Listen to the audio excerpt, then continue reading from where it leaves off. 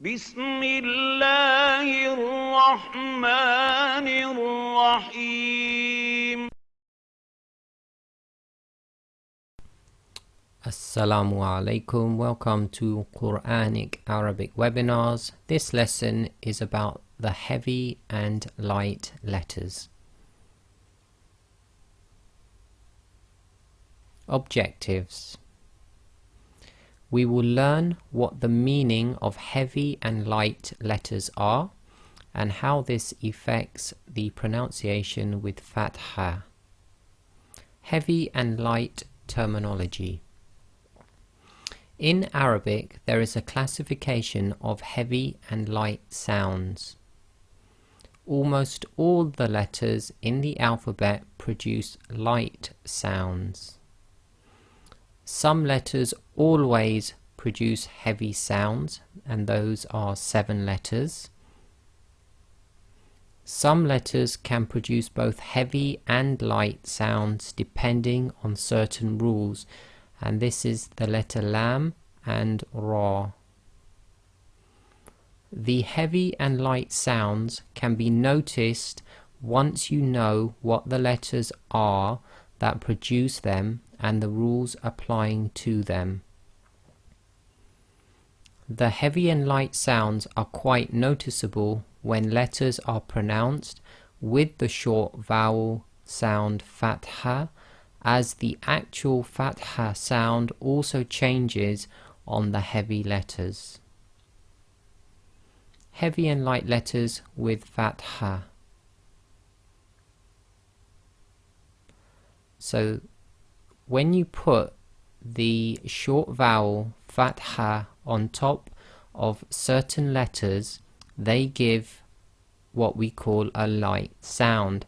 So far we've learnt that when you put fatha on a letter you get an a sound, and that's the a as in apple, and the majority of all the letters with fatha give an a sound.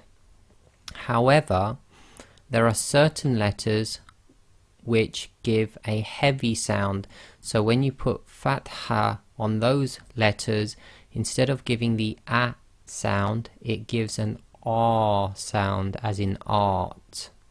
So we're going to see the difference in here, the a or the r. Heavy and light letters.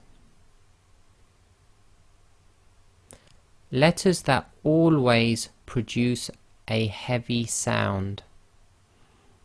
So these are the 7 letters that always produce heavy sounds. So we have ta, dha, sad, dad, kha, gha, and qa. Letters that can produce both heavy and light sounds, and this is depending on certain rules, is lam and ra. All other letters always produce light sounds. So as long as you can remember these 7 letters and these 2 with a few small rules, everything else you just pronounce as light sounds. So different fatha sound examples, and we're going to use fatha because it gives the most pronounced or different type of sounds with the heavy and light sounds. So fatha again. So the letter jim is one of the letters that produces a light sound. So with the fatha it produces the sound ja, as in a, ja. The letter kha with fatha gives a heavy sound, so it will be kha, kha.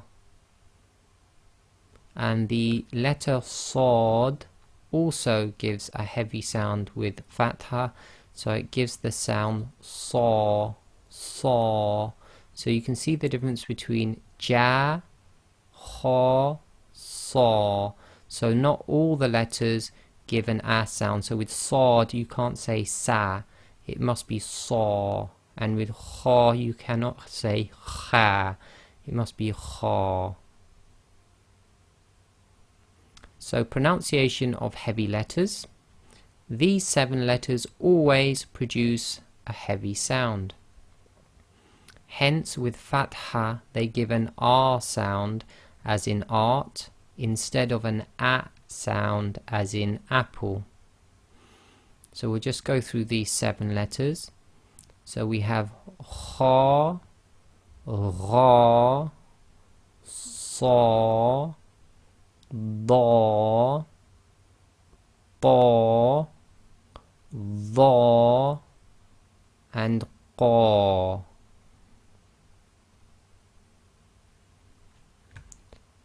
The letter ra with fatha.